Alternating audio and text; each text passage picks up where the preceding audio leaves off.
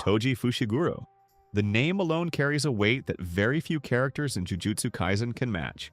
He is the man who stood at the absolute peak of physical prowess, a non-sorcerer who brought the strongest sorcerers to their knees.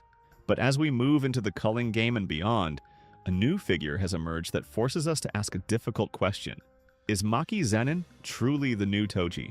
To understand this, we first have to look at how powerful Toji actually was compared to Maki's earlier stages. Toji was the original outlier, a man with a heavenly restriction so complete that he possessed zero cursed energy.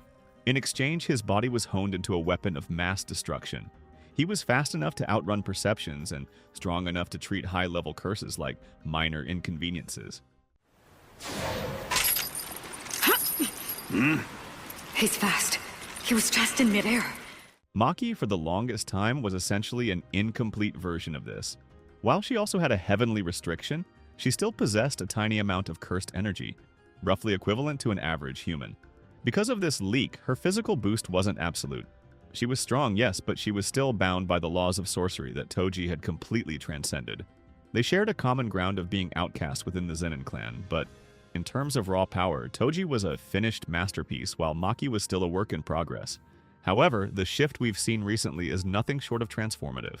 Following the events of the Shibuya incident and her subsequent awakening, Maki has undergone a metamorphosis. By losing the last of her ties to cursed energy through Mai's sacrifice, her heavenly restriction finally became identical to Toji's. I don't believe it! Is she really the same Maki? Gah! In this state, Maki isn't just fast or strong anymore.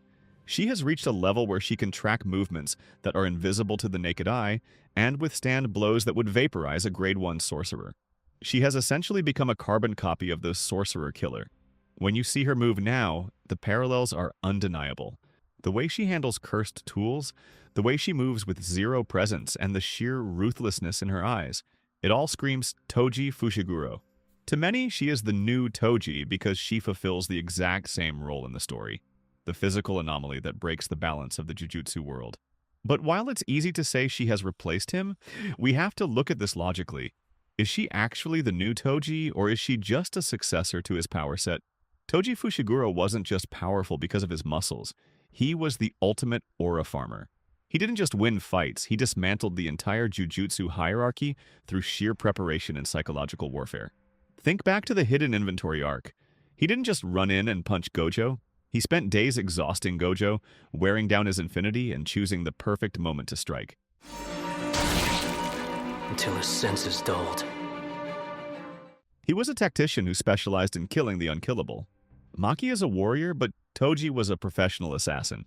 There is a specific kind of cold, calculated malice in Toji's actions that Maki hasn't quite replicated. Toji made a monumental impact on the entire series timeline, effectively setting the stage for everything that happened in Shibuya, despite only appearing in a handful of episodes. He is the #1 Sorcerer Killer, not just because of his stats, but because of his legacy. He proved that a man with nothing could take everything from those who had it all. So, is Maki the new Toji? In terms of raw, physical capability, she has reached that mountaintop. She is the closest thing the world has to him. But logically, Toji remains a unique entity. He was the original glitch in the system, a man whose presence alone changed the fate of the world. Maki is carving her own path, and while she carries his strength, the aura of the original Sorcerer Killer is something that likely can't be replaced.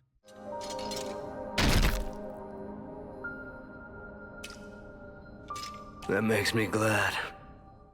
Ultimately, Maki is the continuation of a legacy, but Toji Fushiguro remains the ultimate benchmark for what it means to be a human in a world of monsters.